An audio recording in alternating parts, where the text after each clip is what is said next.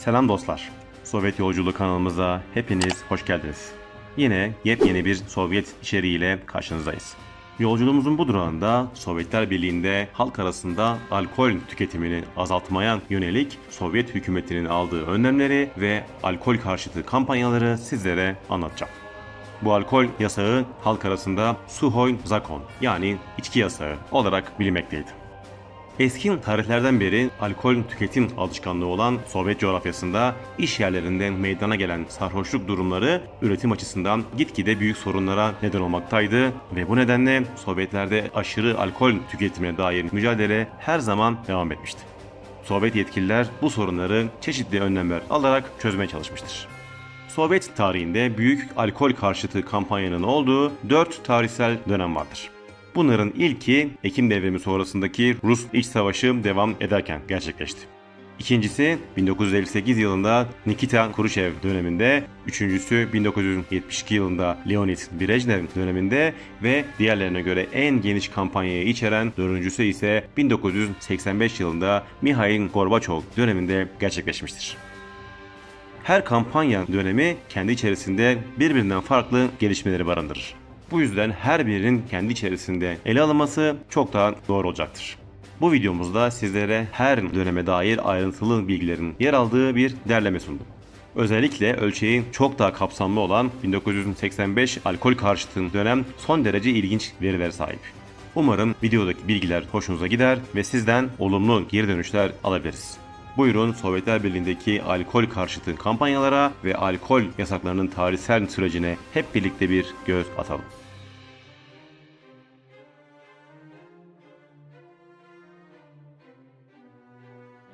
İmparatorluk döneminde Rusya'da iktidarda olan Çarlar 16. yüzyılda vodka satışını tek eline almıştı.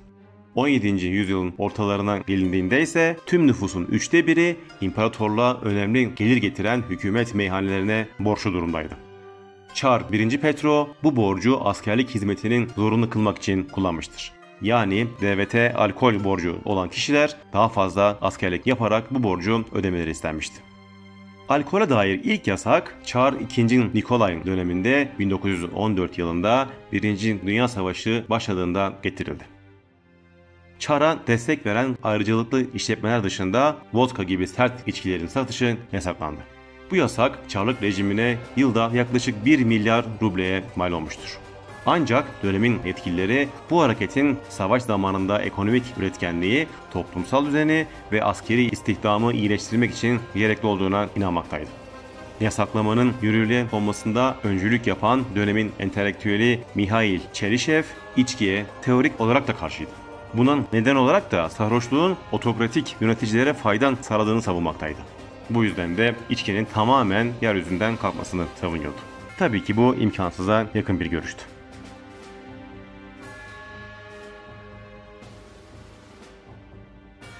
Ekim Devrimi sonrasında ortaya çıkan Rus İç Savaşı boyunca Sovyet Rusya ve ardından kurulan Sovyetler Birliği döneminde alkol yasağı yürürlükte kalmaya devam etti.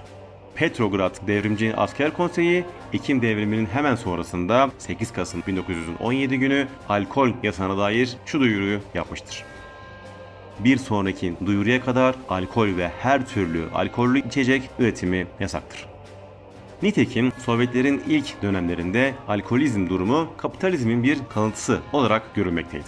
Bu nedenle alkollü içeceklerin halk tarafından yoğun tüketimine teorik olarak karşı çıkılıyordu. Ancak iç savaştan çıkmış ve çökmüş devlet ekonomisinin yeniden ayağa kaldırılması da gerekliydi. Bu nedenle 1921 yılında yürürlükte olan alkol yasağı ekonomik gerekçelerle yavaş yavaş kaldırılmaya başlandı.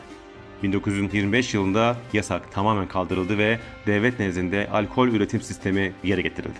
26 Ağustos 1925'te Sovyetler Birliği Komünist Partisi Merkez Yürütme Komitesi ve Halk Komiserleri Konseyi alkollü içeceklerin üretimi ve ticaretinin yeniden başlatılmasına ilişkin bir kararname yayınladı. Ardından 2 Ağustos 1928'de Leningrad Sovyeti tatil günlerinde ve Sovyetlerdeki önemli tarihsel olayların yıl dönümlerinde alkollü içecek satışını yasaklayan bir karar aldı. Söz konusu kararda diğer önceki kararlardan farklı olarak sadece tahıl ve üzüm şarapları değil, bira ticareti de durduruldu. yasak günlerde alkol satışın yapanlara 100 rubleye kadar para cezaları veya ihtiyaç olan bölgelerde 1 ay zorunlu çalışma cezaları verildi. Bu karar sonrasında Leningrad'da kurallara uymayan 27 bar kapatılmıştır. Bu sayı Leningrad'daki o dönem faaliyet yürüten barların yaklaşık %10'una tekabül etmektedir.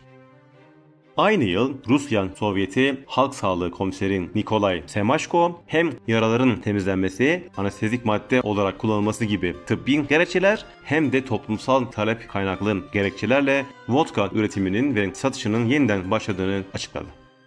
Devlet tarafından düzenlenen vodka üretimi, denetimsiz üretilen içkinin aksine özellikle füzel yağları olmak üzere içindeki zararlı yabancı maddelerin önlenmesine de mümkün kıldı.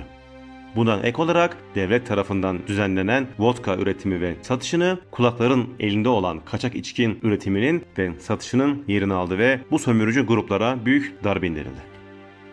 1929 yılında Sovyet hükümeti ve yerel yetkililer tarafından başlatılan alkolizmi durdurmaya yönelik Emekçi Halkın Talepleri isimli kampanya içki işletmelerinin kitlesel olarak kapatılmasına yol açtı ve bu dükkanlar çay evlerine dönüştürüldü. Sarhoşluğu kınayan ve sağlıklı bir yaşam tarzını teşvik eden Ayıklık ve Kültür adlı dergi yayın hayatına başladı.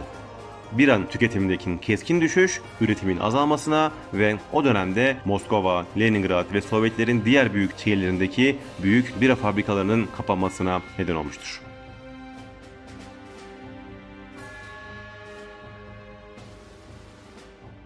1958 yılında Sovyetler Birliği Komünist Partisi Merkez Komitesi ve Sovyetler Birliği Bakanlar Kurulu'nun ortak kararıyla sarhoşluğa karşı mücadelenin güçlendirilmesi ve güçlü alkollü içeceklerin ticaretinde düzenin sağlanması hakkında isminde bir karar kabul edilmiştir. Bu karar sonrasında tren istasyonlarında, havalimanlarında ve istasyon meydanlarında bulunan restoranlar hariç tüm halka açık işletmelerde vodka satışı yasaklandı. Bu süreçte endüstriyel işletmelerin, eğitim kurumlarının, çocuk kurumlarının ve hastanelerin yakın çevresinde ve toplu kutlama ve dinlenme yerlerinde vodka satışına izin verilmedi. Bu dönemde kaçak içkiye karşı mücadele keskin bir şekilde yoğunlaştı. O yılların Sovyet kültüründe sarhoşluğa karşı mücadele konusu özetle tek bir şablona indirgenmişti. Olumlu kahramanlar hiç içki içmezken olumsuz insanlar alkolik olarak sunulmuştu. Alkol karşıtı kampanyalarda insanların alkol sebebiyle başarısızlıklar yaşadığı ve kendilerinin komik duruma düşürdükleri anlatılmaktaydı. Bu kampanya sırasında pek çok alkol karşıtı film ve belgesel çekilmiştir. Ancak tüm bunlara karşın 1958 yılındaki bu alkol karşıtı kampanya kısa sürmüştür ve zamanla sönümlenmiştir. Bir sonraki alkol karşıtı kampanya 1972 yılında başladı. 16 Mayıs 1972 günü sarhoşluk ve alkolizmle mücadeleyi güçlendirecek tedbirlere ilişkin adlı 361 sayılı karar yürürlüğe girdi. Bu süreçte ağır alkollü içeceklerin üretimi azaldı, bunların yerine üzüm şarabı, bira ve alkolsüz içeceklerin üretimi artırıldı. Bununla birlikte içki fiyatları da arttı. 50 ve 56 derece olan vodka üretimleri durduruldu. Derecesi 30 ve üzeri olan hafif alkollü içeceklerin satışının ise 11 ile 19 arasında olması kararlaştırıldı. Bu dönemde alkolizmle mücadele kaynaklı insanların gidebileceği pek çok sağlık kuruluşu kuruldu. Bu kampanya kapsamında filmlerden alkollü sahneler kesildi, sinema ve tiyatro alanlarında alkol gösterilmedi. Bu dönemin sloganı sarhoşluğa karşı savaşın şeklindeydi. Önceki 1958 yılın kampanyasındaki alkolik insanların umutsuz ayyaşlar olarak gösterildiği ana şablondan farklı olarak 1972 yılı kampanyasının ana motifi alkolik kişilerin tedavi görmesinin durumunun kampanyaya yerleştirilmesiydi. Örneğin 1975 yılından çekilen Afonya filminde alkolik tesisatçı olan ana karakter Afanasi Borchov, arkadaşının kolyadan etkilenerek kendi hayatının yıkıcılığını ve boşluğunu fark etmesi ve alkolden uzaklaşarak her şeye sıfırdan başlatılması anlatılmaktaydı. Benzer olarak 3 bölümden oluşan 1976 yapımı Cesaret için 100 gram filminde de alkolün sağlıklı bir yaşam için tehlikeleri anlatılmıştır. Yine o dönemde yayınlanan ve Sovyetler Birliği'nde en popüler çizgi filmlerden biri olan Nu Puhodi yani Türkçesiyle Peki Bekle adlı ünlü Sovyet animasyon serisinde de alkolizme karşı mücadele ana tema olarak anlatılmıştır. Diğer yandan alkol karşıtı kampanyanın teması üzerinde çok sayıda şarkı yazılmıştır ve bu şarkılar o dönem Sovyet halkların tarafından popüler hale gelmiştir. Vladimir Vysotsky dönemin alkolizm karşıtlığı üzerine şarkılar üreten popüler sanatçılardan biri haline gelmiştir. Polis protokolü, "Ah dün neredeydim, bana hayatta olduğun için teşekkür ettiğini söyle", Televizyon Kurbanı ve 1972 yılı kararnamesine atıf yapan "Kararnameye göre içmemem iyi oldu" dahil olmak üzere çok sayıda şarkı bu dönemin alkol karşıtı kampanya eserlerine örnek teşkil etmektedir.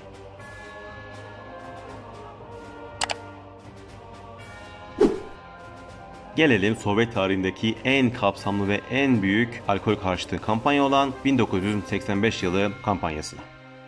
Tüm önceki kampanyalara rağmen 80'li yılların başında Sovyetler Birliği'nde alkol tüketimi ülke tarihinde rekor bir seviyeye ulaşmıştı. Ne imparatorluk döneminde ne de Sovyet döneminde kişi başına alkol tüketimi yıldan 5 litreyi aşmazken 1984 yılına gelindiğinde bu oran 10,5 litre seviyesine ulaşmıştı. Kaçak içki üretimleri de hesaba katıldığında bu rakamın 14 litreyi aştığı dönemin yetkililerince tespit edilmişti. Bu düzeydeki bir tüketim her yetişkin birey için yılda yaklaşık 100 şişe vodkaya eşdeğerdi. 1985 yılı alkol karşıtı kampanya, Mihail Gorbaçov'un Sovyetler Birliği Komünist Partisi'nin genel sekreteri olmasından 2 ay sonra başlamıştır. Perestroika döneminin başında kampanya daha da keskin bir hal almıştır. 7 Mayıs 1985'te Sovyetler Birliği Komünist Partisi Merkez Komitesi ve Sovyetler Birliği Bakanlar Kurulu'nun sarhoşluk ve alkolizmin üstesinden gelme ve kaçak içkinin ortadan kaldırılmasına yönelik tedbirler hakkında isimli 410 sayılı karar kabul edilmiştir. Tüm partiyi, idari ve kolluk kuvvetlerine sarhoşluk ve alkolizme karşı mücadeleyi kararlı ve evrensel değerlerle güçlendirmeleri özellikle istenmiştir ve alkollü içeceklerin üretimi, satış yerlerinin denetimi ve satış zamanları sıkı denetimlere tabi tutulmuştur. Bundan 9 gün sonra 16 Mayıs 1985 günü Sovyetler Birliği Yüksek Sovyet'in başkanlığı bu mücadeleyi idari ve cezai yaptırımlarla destekleyen yeni bir kararname daha yayınladı ve ilgili kararname tüm birlik cumhuriyetlerinde kabul edildi. Bu kampanya sonucunda alkollü içki üretiminde keskin bir düşüş yaşanmıştır. 85 yılında 199 milyon dekalitre olan alkol üretimi 86'dan 121 milyon, 87 yılında ise 93 milyon dekalitreye düştü. Yani gördüğünüz üzere 85 ile 88 yıllar arasında alkollü içki üretimi neredeyse yarı yarıya azaldı. Daha önceki kampanyalarda ağır alkollü içeceklerin üretimi azaltılmaya ve onun yerine daha hafif alkollü şarap ve bira üretiminin artırılmasına yönelik tedbirler alınmışken bu kampanyada hafif alkollü biralar dahil tüm alkollü içeceklerin üretiminin azaltılması yoluna girilmiştir. Kampanya öncekilere kıyasla eşi benzerin görülmemiş büyüklükte olmuştur.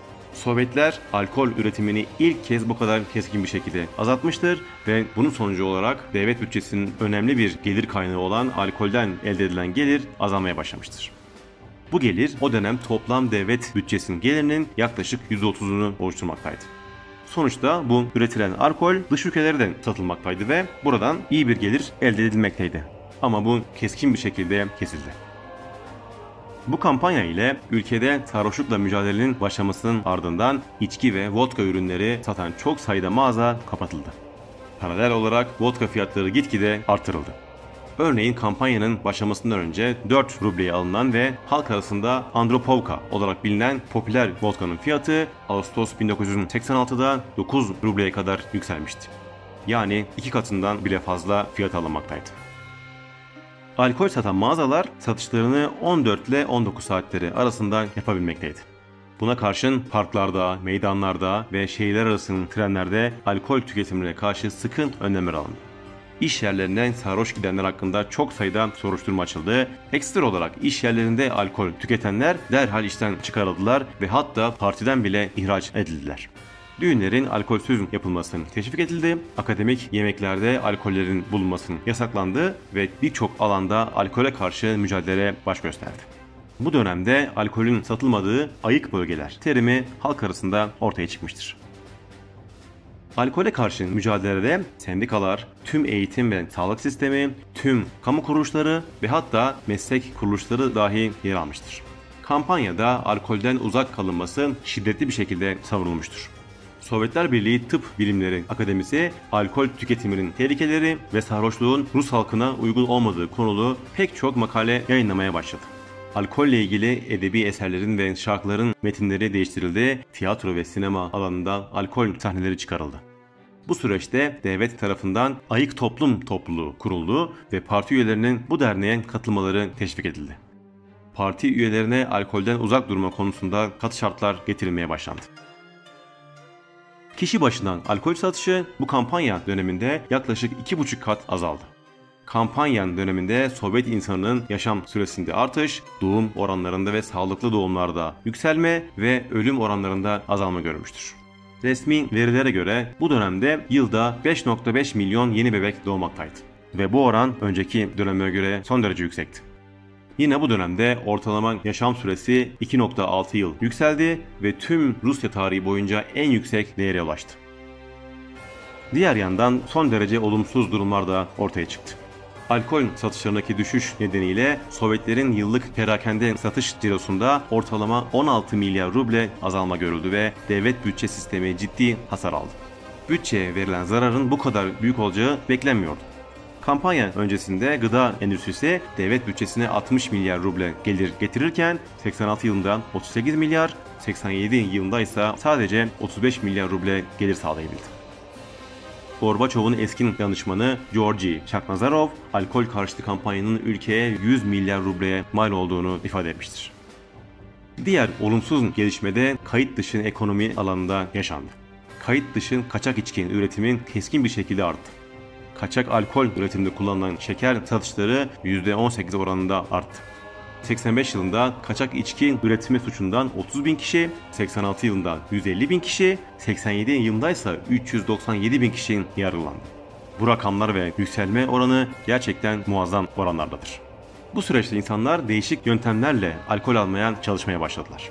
87 yılında 44 bin alkol kaynaklı zehirlenme vakası meydana geldi ve bunlardan 11 bin kişi hayatını kaybetti. Örneğin dönemin Devlet Güvenlik Komitesi yani daha da bilinen adıyla KGB Başkanı Viktor Chebrikov alkol karşıtı kampanya sırasında insanların diş macunlarını toplu olarak satın aldıklarını, ekmeğin üzerine sürdüklerini, ekmeğin macundaki alkolü çekmesinin sonrası ekmeğin alkollü bir hale geldiğini ve böylece ekmek yiyerek alkolik insanların alkol ihtiyacını karşıladığını tespit ettiklerini ifade etmiştir.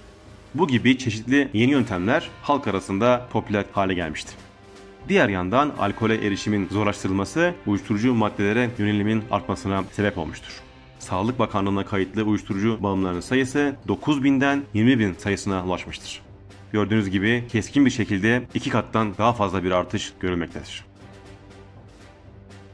Kampanyadan ve 87 yılında Sovyetler Birliği'nde başlayan ekonomik gerilemeden duyulan büyük memnuniyetsizlik, Sovyet yetkililerin alkol üretimi ve tüketimine karşı mücadeleyi kısıtlamasına yol açmıştır. Ekim 88'de kampanya büyük oranda sona ermiştir. Alkol satışını ve tüketimini kısıtlayan resmi kararnameler yürürlükten kaldırılmamış olsa da alkolsüz yaşamın teşvik edilmesinin politikası durduruldu ve alkol satışları artırıldı. Saat 14'ten önce alkol satışına ilişkin resmi yasak 24 Temmuz 1990 günü Sovyetler Birliği Bakanlar Kurulu'nun 724 sayılı kararıyla kaldırılmıştır. Bundan 20 yıl sonra 2005 yılında alkol karşıtı kampanyanın 20. yıl dönümü vesilesiyle bir röportaj veren Gorbaçov, yapılan hatalardan dolayı bu dönem rezil bir şekilde sona erdi ifadelerini kullanmıştır. Yine 2005 yılında Rusya'da yapılan bir ankete göre katılımcıların %58'i genel olarak alkol karşıtı kampanyayı olumlu değerlendirmiş, ancak sadece %15'i bu kampanyanın genel olumlu getirisinin olduğunu ifade etmiştir. Diğer yandan halk nezdinde bu kampanyaya dair olumsuz görüşler mevcuttu ve bu durum Sovyetler Birliği'nin sonunu getirecek olan Boris Yeltsin'in Gorbaçov'a karşı popülerlik kazanmasına katkıda bulunmuştur. Evet dostlar, bu videoda sizlere Sovyetler Birliği'ndeki alkol karşıtı kampanyalar hakkında tarihsel bilgiler vermek istedim. Özellikle ölçeği diğerlerine göre çok daha büyük olan 1985 alkol karşıtı kampanya dönemi tarihsel açıdan dikkate değer verilere sahip. Bu kampanya süreci özellikle sağlık alanında olumlu gelişmelere yol açmışken ekonomik alanda geriye gidişlere ve ekonomik krizlere varan olumsuz sonuçlara yol açmıştır. Tüm bu süreçlerle ilgili bilgiler umarım ilginizi çekmiştir ve videoya dair sizden bir beğeniyi almışızdır. Konuya dair sizin de eklemek istedikleriniz var mı? Varsa yorumlara yazın. Sovyetlerin alkol karşıtı kampanya süreçlerini hep birlikte tartışalım. Yeni fikirlere bir göz atalım. Sovyet Yolculuğu kanalımızda Sovyetleri ve Dünya Sosyalist hareketlerini konu alan belgesel tadında pek çok video yayınlıyorum. Diğer belgesel videolarımıza göz atmak isteyen dostlar için de sağ üstte linki bırakıyorum. Oradan tüm belgesellerimizi izleyebilirsiniz. Videonun açıklama kısmında da tüm belgesel linklerimiz mevcut. Konuya dair içeriklerimize göz atmak ve bizleri takip etmek için de kanalımıza abone olmayı da lütfen unutmayın. Diğer videolarda tekrar buluşmak üzere. Şimdilik hoşça kalın, dayanışmayla kalın.